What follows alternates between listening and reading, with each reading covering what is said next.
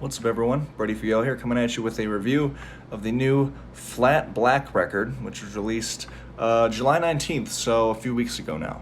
The, I guess, spin-off band, if you want to call it, of Five Finger Death Punch. It was formed by their former guitarist Jason Hook, along with a few other musicians that I personally am not familiar with. Now, Five Finger Death Punch is my favorite example to me of my musical tastes changing and evolving throughout the years, because when I was in high school, I fucking loved the shit out of Five Finger Death Punch. Specifically their album Got Your Six, which came out I think my freshman or sophomore year of high school, and I thought it was fucking awesome. I loved it.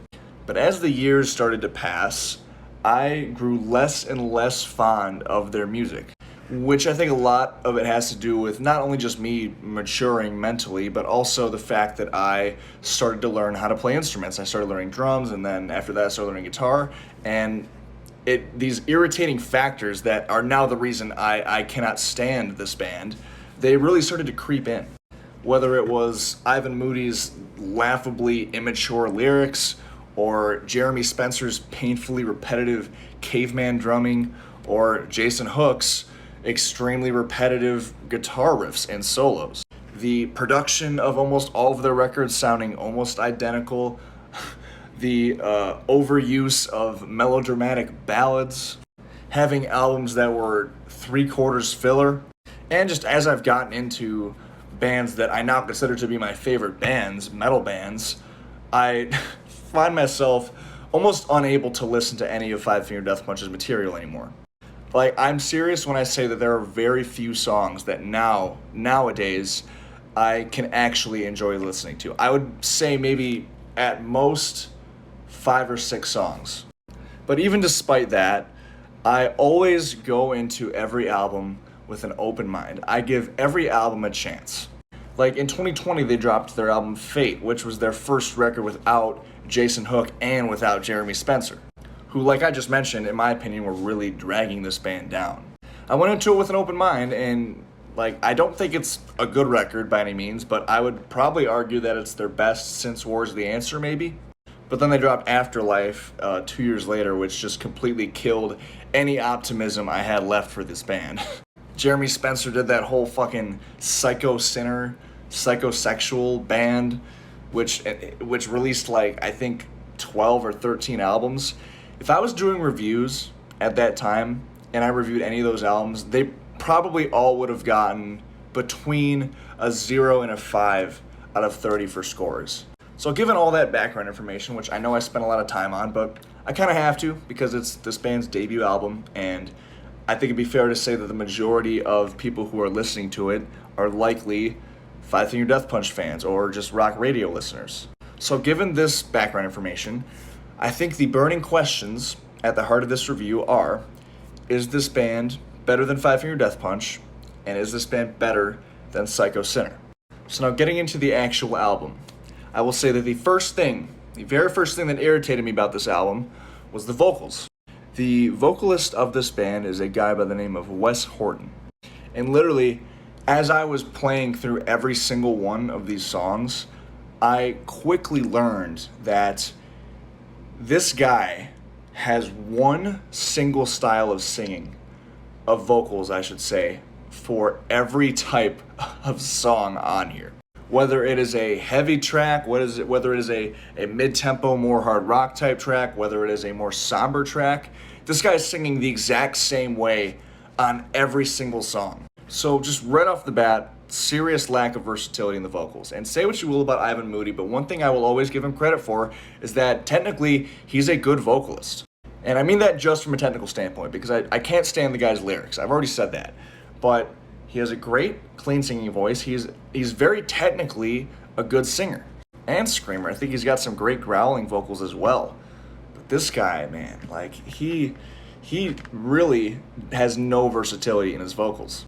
And that's not a big deal breaker for me for an album, but what really irks me about them is just, I feel like he's just trying to be a tough guy with his vocals. Again, whether the song is heavy or melodic, he's He's trying to sound tough. He's a tough guy. It just sounds so, it sounds so forced and melodramatic. Like, I can't take the vocals seriously on this album. They're just so cringy, and it might be my biggest, if not most, irritating factor for this record. Now, shifting over to Jason Hook, who is like the focal point of this band, I wasn't really sure what to expect guitar-wise. There was a part of me that was worried that this album would be nothing but just like recycled Five Finger Death Punch riff ideas, which a song like Justice Will Be Done does exemplify that really well. Like, this song sounds like it could be riff-wise on literally any Five Finger Death Punch record, and not even just riff-wise, in the drums as well, and the whole song, honestly. With the exception, of course, being the less versatile vocals. The first track on here, It's Okay to Be Angry, kind of takes like Jason Hook's Five Finger Death Punch soloing style, but makes it more like messy sounding. Like, he sounds like he's just wailing on the guitar, and he didn't actually put the thought and songwriting into the solo. I think a big part of why I think that is just because the note choices in that solo just sound so off. Like, they don't feel like they fit with that rhythm guitar riff going on. They kind of just sound, I don't want to say off key, but flat at times. It's Your Lack of Respect might be the worst song on here because, again, sounds like it could be straight off of Five Finger Death Punch record again, but it just, now we're getting into the issue of just all the fucking filler on this record. Like, this album is 14 songs long. And you know how many memorable songs on here? You know how many songs on this record that I actually added to my playlist and that I would actually come back to? 0. This many. Because even the songs on here that are somewhat musically interesting, like I think Home has some cool ideas instrumentally, Sideways has a decent opening riff, but the vocals just ruin it for me. And even aside from the vocals, like, again, that main riff to the song Sideways I think is decently groovy and catchy, but it just sounds so thin production-wise. Like, where's the bite to it? There's a serious lack of diversity in these songs. Like, I think those two songs I just mentioned as being somewhat musically interesting, I think the only reason I think that is because they're the only two songs that somewhat deviate from the formula on this record.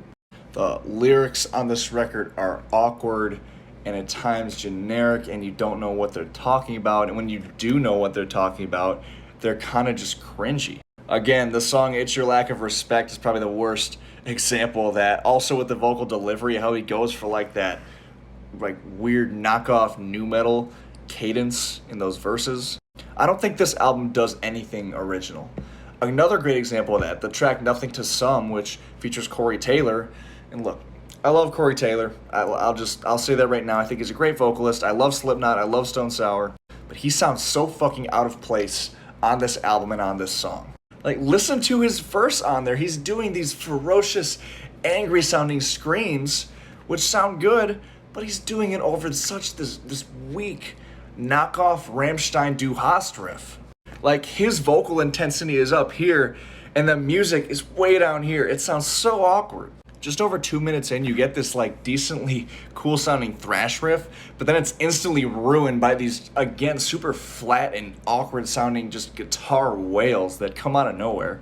And listen, I can keep picking this album apart and finding examples of things that I fucking hate about it. But at the end of the day, I have to sum it up. I have to just give it a good summary. I think the best way to do that is by naming the 3 points, the 3 sounds that make up this album, which is sound 1, generic hard rock, tough guy rock. Sound 2, knockoff Five Finger Death Punch. And sound 3, melodramatic attempts at being emotional. I will say I think this album's probably slightly better than Psycho Sinner and maybe even some of Five Finger Death Punch's albums. But really, it's all neck and neck. It's all clumped up in the same pile of garbage. This album gets a 4 out of 30 for me. As always, thank you guys very much for watching. I would love to hear your thoughts on this album, so please comment those below. If you are a fan of this album, please tell me why. Like, I am always accepting of arguments of why I'm wrong. And of course, feel free to subscribe for more rock and metal related content. And until next time, I'll see you guys later. Peace.